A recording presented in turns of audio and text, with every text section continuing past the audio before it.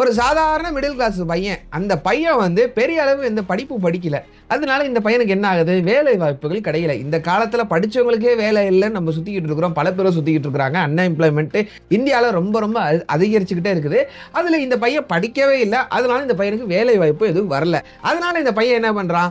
அன்னன்னைக்கு என்னென்ன வேலைகள் கிடைக்குதோ, சின்ன சின்ன வேலைகள் ஒரு 200, 300, 400 சம்பளம் கிடைக்கும்ல. லேபர் வேலைன்னு சொல்லுவாங்கல்ல. அந்த மாதிரி சின்ன சின்ன வேலைகள் எந்த கிடைக்குதோ அந்த வேலைகளை பார்த்துக்கிட்டு அதுல வரக்கூடிய வருமானத்தை வச்சுக்கிட்டு தானும் வாழ்ந்து வராரு. அதுக்கப்புறம் குடும்பத்தாரும் இந்த வருமானத்தை நம்பி தான் இருக்கிறாங்க. குடும்பத்தை பார்த்துக்கிட்டு வராரு. ஒரு நாள் டெய்லி இந்த மாதிரி வேலை தேடி போவார். காலையில ஆனா வேலை தேடி போவாரு. அந்த மாதிரி ஒரு நாள் என்ன ஆகுதுன்னா, இவர் ஒருத்தட்ட வேலை கேட்டு போறாரு. எப்பவுமே வேலை யார்கிட்ட கேட்டு போவாரோ அந்த நபர்கிட்ட தான் இவர் அன்னைக்கும் வேலை கேட்டு போறாரு.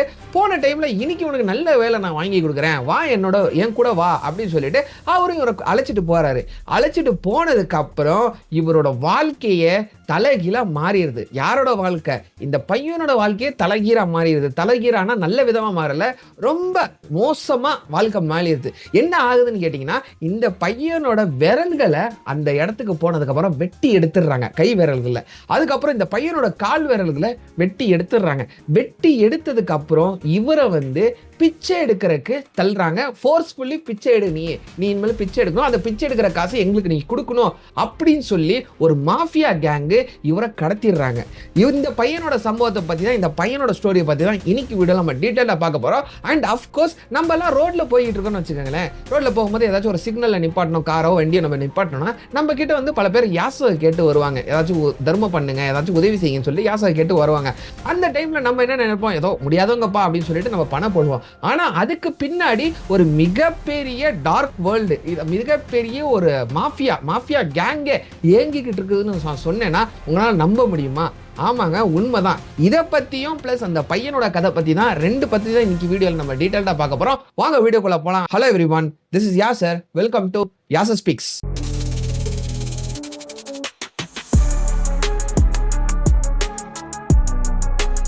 கரெக்டாக ஒரு 3 வருஷத்துக்கு முன்னாடி 2022 தான் இந்த சம்பவம் நடக்குது.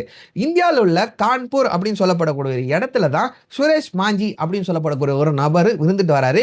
அந்த நபருக்கு தான் இந்த ஒரு மோசமான சம்பவம் நடந்துருது. இந்த சுரேஷ் மாஞ்சி வந்து நான் சொன்ன மாதிரி டெய்லி ஒரு வேலையை தேடி போறவர். டெய்லி அன்னன்னைக்கு என்னென்ன வேலை கிடைக்குதோ அந்த வேலையை செஞ்சுக்கிட்டு அதில் வாழ்ந்து வர மனுஷன். இவர் வந்து அதே மாதிரி ஒருத்தர்கிட்ட வேலை தேடி போறாரு. ஒரு நாள் டெய்லி யார்கிட்ட கேட்டு வேலை கேட்டு போறாரோ அதே மாதிரி அன்னைக்கு வேலை கேட்டு போறாரு. அந்த வேலை வாங்கி கொடுக்குறேன், வேலை கொடுக்குறேன் வா அப்படின்னு சொல்லி கூப்பிடுற நபரோட பேர் வந்து விஜய்.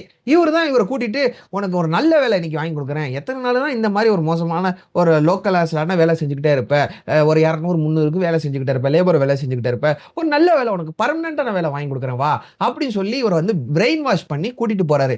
இவரும் நம்மளுக்கு வேலை போட்டு கொடுக்குறவர் தான், ஓனர் தானே, சரி நல்லதுதான் செய்வார் அப்படின்னு சொல்லி நம்பி இவர் கூட போறாரு. அந்த டைம்ல என்ன ஆகுதுன்னா, இவரோட கண்ணை வந்து கட்டிடுறாரு. ஒரு இடத்துக்கு போனதுக்கு அப்புறம் இவரோட கண்ணை வந்து பிளாக் துணியால கட்டிடுறாரு. கட்டினதுக்கு அப்புறம் என்ன பண்றாரு?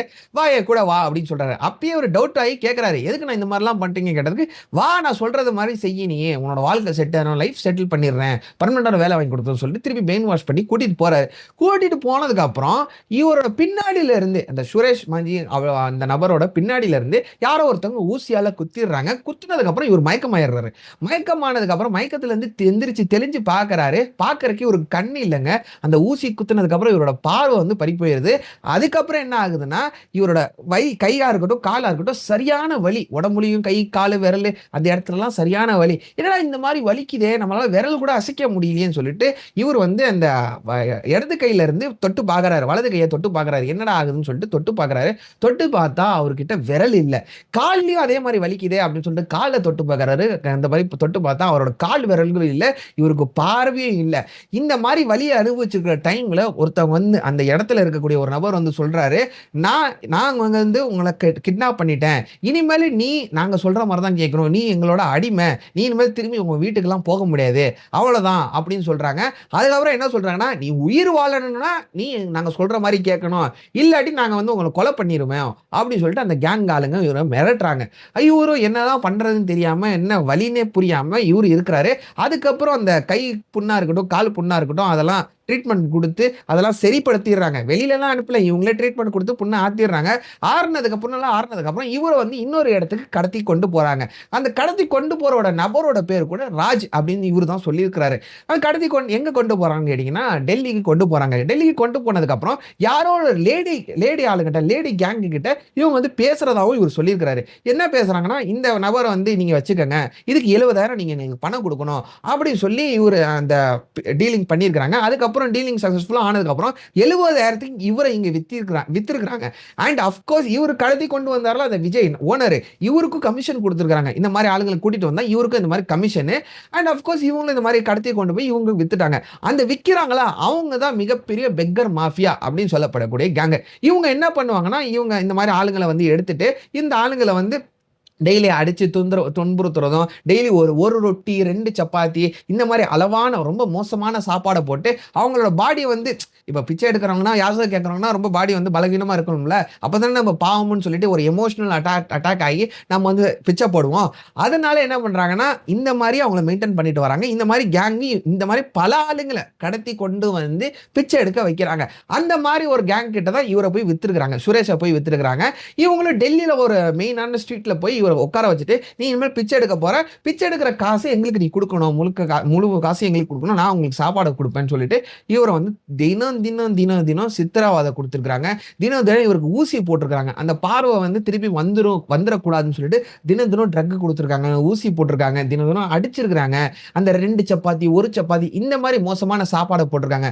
கொஞ்ச நாள் அடைவுல என்ன ஆகுதுன்னா, இவரோட பாடியா இருக்கட்டும், அந்த இத வந்து தாக்கு பிடிக்க முடியல. அந்த டார்ச்சர்ல இவரால தாக்கு பிடிக்க முடியல. இவர் பாடி ஒத்துழைக்கல.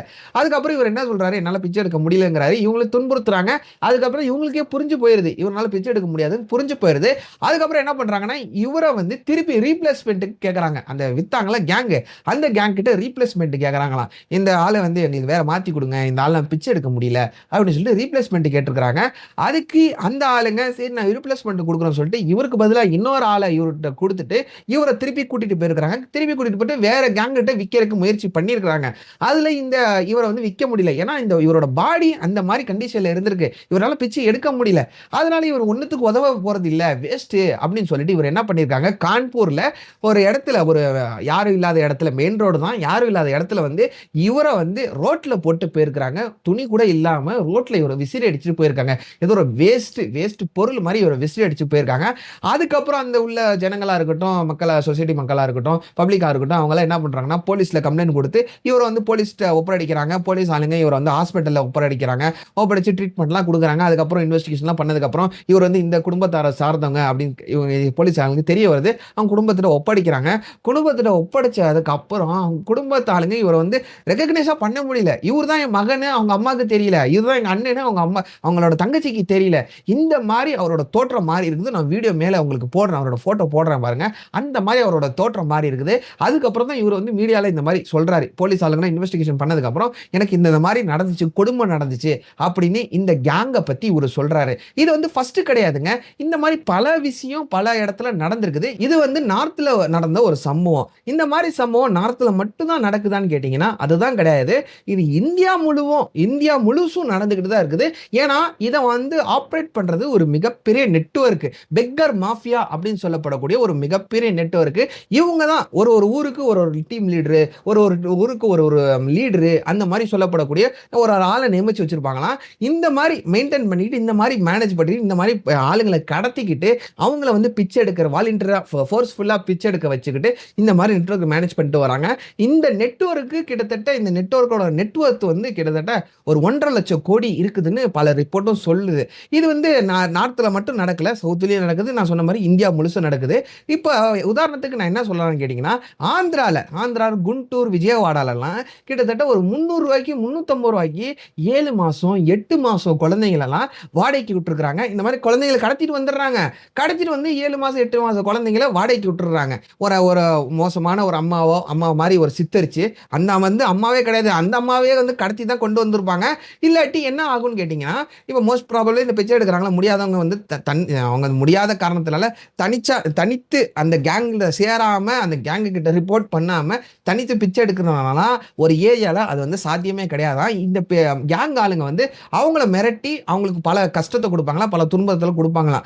அதனால இவங்க என்ன பண்ணுவாங்கன்னா, இவங்களோட கேங்குக்கே போயிருவாங்களாம். எதனாலன்னா, இந்த கேங் ஆளுங்க வந்து எங்கெங்க பிக்சர் எடுக்க முடியும், எங்கெங்க ஃபங்ஷன் நடக்குது, எங்கெங்க ஃபெஸ்டிவல் நடக்குதுன்னு சொல்லிட்டு இவங்களுக்கு வந்து இன்டிமேஷன் குடுப்பாங்களாம். அதனால இவங்களுக்கும் யூஸ்ஃபுல்லா இருக்குது. ஏதோ ஒரு 5, 10 வாச்சும் கிடைக்குமே அப்படின்னு சொல்லிட்டு இவங்க கேங்ல இவங்க போய் சேர்ந்துருவாங்களாம். வாலண்டியரா போய் சேர்ந்துருவாங்களாம். இந்த மாரி தான் இந்த நெட்வொர்க் வந்து இயங்கிக்கிட்டு இருக்குது அப்படின்னு ரிப்போர்ட் சொல்லுது. அந்த மாரி நான் அந்த குழந்தை விஷயம் சொல்லிட்டு இருந்தேன்ல, அந்த விஜயவாடால வந்து 200, 300, 400 அந்த மாரி ஆளுங்கள வந்து குழந்தைங்கள வாடகைக்கு விட்டுருப்பாங்களாம். வாடகைக்கு விட்டு அந்த குழந்தைய வந்து இப்ப ரோட்ல வந்து குழந்தைய எடுத்துக்கிட்டு வந்து யாராச்சும் பிச்சை எடுக்க வராங்கன்னா, அவங்க வந்து உண்மையான தாயாவே இருக்க மாட்டாங்களாம் அந்த குழந்தைக்கு. யாரோ வாடகை தாய் ஒரு 300, 400ன்னு சொல்லிட்டு வாடகைக்கு எடுத்துக்கிட்டு வந்து இந்த மாரி பிச்சை எடுப்பாங்களாம். இத வந்து பல பேர் கண்டுபிடிச்சு இங்க ஆந்திரால உள்ள இந்த விஜயவாடா, குண்டூர் அந்த மாரி இடத்துல ரிப்போர்ட் பண்ணியிருக்காங்க. அதுக்கப்புறம் வந்து 2010ல ஒரு சம்பவம் இன்னொரு சம்பவம் நடக்குது. என்ன சம்பவம் நடக்குதுன்னா, ஒரு பையன் வந்து ஒரு கைக்குழந்தைய வச்சுக்கிட்டு ஒரு ரோட்ல பிச்சை எடுத்துக்கிட்டு இருந்திருக்காப்ல. அந்த பையன வந்து டெய்லி ஒரு அம்மா பார்த்து வந்துகிட்டே இருந்துக்கிறாங்க. பார்த்துட்டு வந்து அந்த பையனுக்கும் அந்த அம்மானால முடிஞ்ச உதவிய அந்த பையனுக்கு செஞ்சுட்டு வந்துட்டு இருந்திருக்காங்க. அந்த மாரி டைம்ல என்ன ஆகுதுன்னா, ஒரு நாள் மழை பெஞ்சுகிட்டு இருக்குது. ரொம்ப மோசமா மழை பெய்யுது. அந்த டைம்ல அந்த பையன கூட்டிட்டு போய் ஓரமா நிப்பாட்டிட்டு சாப்பாடுலாம் வாங்கி குடுத்துட்டு, "எதுக்குடா இந்த மாரி பிச்சை எடுக்கிற? ஏதாச்சும் வேலைக்காச்சும் போலாம்ல. கை குழந்தை வச்சிருக்கிற. யார் உன் தங்கச்சியா?" அப்படி சொல்லிட்டு பல விஷயம் கேட்கறாங்க. அதுக்கு அந்த பையன் என்ன சொல்றான்னா, "இது வந்து என்னோட தங்கச்சிலாம் கிடையாது. இது வந்து ஒரு எமோஷனல் அட்டாக் எமோஷனலா கன்வெர்ட் பண்றக்காண்டி தான். இந்த மாரி பாப்பா கையில வச்சிருந்தா தானே நீங்க பிச்சை போடுவீங்க. அதனால தான் இந்த பாப்பா வந்து நான் ஒரு ரூ. 80க்கு வாடகைக்கு எடுத்துட்டு வந்திருக்கிறேன். டெய்லி ஒரு அம்மாட்ட ரூ. 80 குடுத்துருவேன். அந்த அம்மாவும் அந்த அந்த அம்மாவோட குழந்தை இது. அந்த அம்மா எனக்கு வாடகைக்கு குடுத்துருவாங்க இந்த குழந்தைய." அப்படின்னு சொல்லி அந்த பையன் சொல்லியிருக்கிறான். அண்ட் முக்கியமான விஷயம் என்னன்னா, அந்த அந்த குழந்தைய வச்சு தான் அவங்க அம்மாவே ஃபர்ஸ்ட் பிச்சை எடுத்துக்கிட்டு இருக்காங்களாம். நூர் ஜஹான் அப்படின்னு சொல்றான் அந்த பையன். அந்த அம்மாவோட பையன் பேரு வந்து. அந்த அம்மா தான் பிச்சை எடுத்துக்கிட்டு இருந்தாங்க. இப்ப வந்து அந்த அம்மா ஃபுட்பாத்ல ஏதோ கடை போட்டுட்டாங்க. இப்ப அந்த குழந்தை யூஸ் இல்ல. அதனால எனக்கு வாடகைக்கு விட்டுறாங்க. நான் ரூ. 80 அந்த அம்மாவுக்கு குடுத்துருவேன். அத வச்சு தான் நான் பிச்சை எடுத்துக்கிட்டு இருக்கேன் அப்படின்னு சொல்லி அந்த பையன் சொல்லியிருக்கிறான். இந்த பையன் வந்து தனியா கேங் இல்லாம தனியா இந்த மாரி வேலைகள் பண்ணிக்கிட்டு, புள்ளைகள காட்டிக்கிட்டு பிச்சை எடுத்துட்டு இருக்கான். அதனால இந்தியால ஒரு இந்த இந்த இண்டஸ்ட்ரியே இந்த பிச்சை எடுக்கிறதா இருக்கட்டும், இந்த மாஃபியாவா இருக்கட்டும், இது வந்து கிட்டத்தட்ட 1,50,000 கோடி நெட்வொர்த் உள்ள இண்டஸ்ட்ரி அப்படின்னு இந்திய ஆளுங்க சொல்றாங்க. இத கண்ட்ரோலுக்கு யார் கொண்டு வரணும்னா, நம்ம கவர்ன்மெண்ட் தான் கொண்டு வரணும். கவர்ன்மெண்ட் என்ன செய்யணும்னா, இவங்களெல்லாம் இந்த பிச்சைக்காரங்களெல்லாம் ஒழிச்சு, இந்த கேங் எல்லாம் புடிச்சு, இந்த கேங்குக்கு ஒரு முற்றுப்புள்ளி குடுத்து, அதுக்கப்புறம் இந்த பிச்சை எடுக்கிறவங்க நிஜமாலே யாராச்சும் முடியாத காரணத்தில பிச்சை எடுக்கிறாங்கன்னா, அவங்களுக்கு ஏதாச்சும் ஒரு உதவி செஞ்சு கவர்ன்மெண்ட் தான் இதுக்கு வந்து ஒரு சொல்யூஷன் கொண்டு வரணும். அப்பதான் இந்த மாரி சுரேஷ் மாஞ்சி மாரி இந்த அப்பாவிங்கலாம் தாக்கப்பட மாட்டாங்க. அந்த சுரேஷ் மாஞ்சி என்ன சொல்லியிருக்கிறார்னா, என்ன மாரி பல பேரு அந்த கேங்ல மாட்டிக்கிட்டு இருக்கிறாங்க. என்ன போல பல பேரு வந்து கேங்ல சீரழிஞ்சுகிட்டு இருக்கிறாங்க. அவங்க எல்லாத்தையும் தயவு செஞ்சு காப்பாத்துங்க அப்படின்னு சொல்லிட்டு ஒரு ரிக்வெஸ்ட்டா மீடியாட்ட வச்சிருக்காரு. இதுதான் நான் பார்த்தேன். இத உங்கள்ட்ட நான் ஷேர் பண்ணணும்னு தோணுச்சு. அதான் ஷேர் பண்ணேன். அதுக்கு தான் இந்த வீடியோவும் மேக் பண்ணேன். இன்னைக்கு வீடியோ அவ்வளோதான். நாளைக்கு இன்னொரு வீடியோல பார்க்கலாம். டில் தென் டேக் கேர். பாய்.